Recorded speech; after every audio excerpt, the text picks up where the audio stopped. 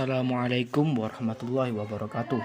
Kami dari kelompok 7 akan menjelaskan tentang manajemen proses dan perbaikan proses. Saya Muhammad Rizal. Nama saya Reza Putra Salasa. Nama saya Tobias Deke. Perkenalkan, nama saya Ilham Setiawan. Definisi tentang proses dan manajemen proses. Suatu proses dapat didefinisikan sebagai integrasi sekuensial dari orang, material, metode, dan mesin atau peralatan dalam suatu lingkungan guna menghasilkan nilai tambah output untuk pelanggan. Suatu proses mengkonversi input terukur dalam output terukur melalui sejumlah langkah sekuensial yang terorganisasi.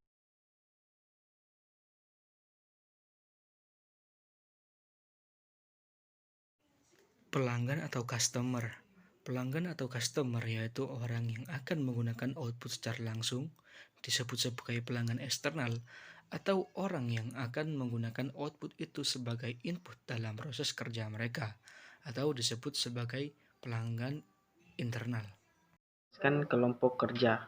Kelompok kerja atau dalam kurung work group adalah yaitu orang-orang yang bekerja dalam proses untuk menghasilkan dan menyerahkan output yang diinginkan. Pemasok atau supplier, yaitu orang yang memberikan input ke proses kerja. Orang-orang yang bekerja dalam proses pada kenyataannya merupakan pelanggan dari pemasok. Keempat, pemilik proses atau process owner, yaitu orang yang akan bertanggung jawab untuk operasi dari proses dan untuk perbaikan proses itu. Seperti diketahui, pelanggan adalah orang yang mendefinisikan output yang diinginkan dari proses. Hal ini diperoleh melalui dua kategori informasi yang mengalir dari pelanggan ke kelompok kerja. Kategori pertama dari informasi adalah kebutuhan pelanggan, yang merupakan suatu deskripsi dari apa yang diinginkan, kebutuhan, atau diharapkan pelanggan.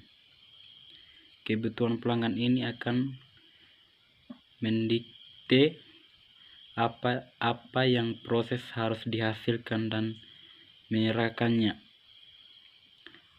Kategori dari kedua informasi adalah umpan balik, feedback, yaitu suatu keterangan tentang bagaimana baik atau jeleknya suatu output yang diserahkan dalam perbandingannya terhadap ekspektasi pelanggan.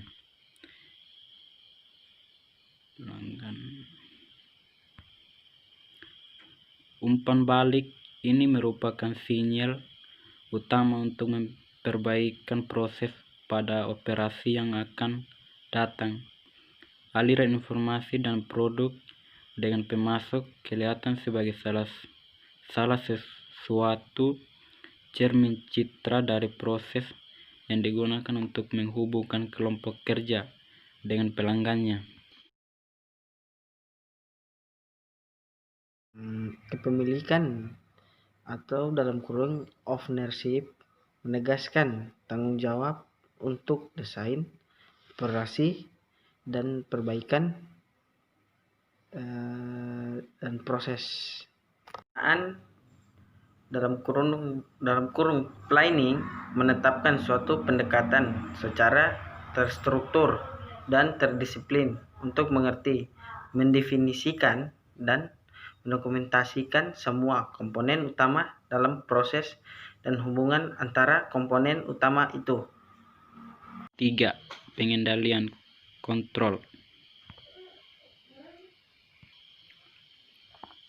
Manajemen efektivitas, di mana suatu output dapat diperkirakan dan konsisten dengan ekspektasi pelanggan. Nomor 4. Pengukuran menstrumen, mematikan performansi atribut dan variabel dari produk terhadap kebutuhan pelanggan dan menetapkan kriteria untuk akurasi, presisi, dan frekuensi perolehan data. Perbaikan atau peningkatkan guna meningkatkan efektivitas dari proses melalui perbaikan-perbaikan yang diidentifikasi secara tetap. Optimasi guna meningkatkan efisiensi dan produktivitas melalui perbaikan-perbaikan yang diidentifikasi secara tetap. Untuk kesimpulan, yaitu keenam komponen di atas merupakan landasan untuk keberhasilan manajemen dari suatu proses apa saja. Komponen-komponen itu dibutuhkan untuk proses kerja yang menghasilkan dan menyerahkan ke produk pelanggan. Untuk proses yang menspesifikasikan kebutuhan dan kepuasan sepanjang rantai pelanggan sampai pemasok atau customer supplier chain, dan untuk proses yang mendukung pekerja dalam pekerjaan mereka.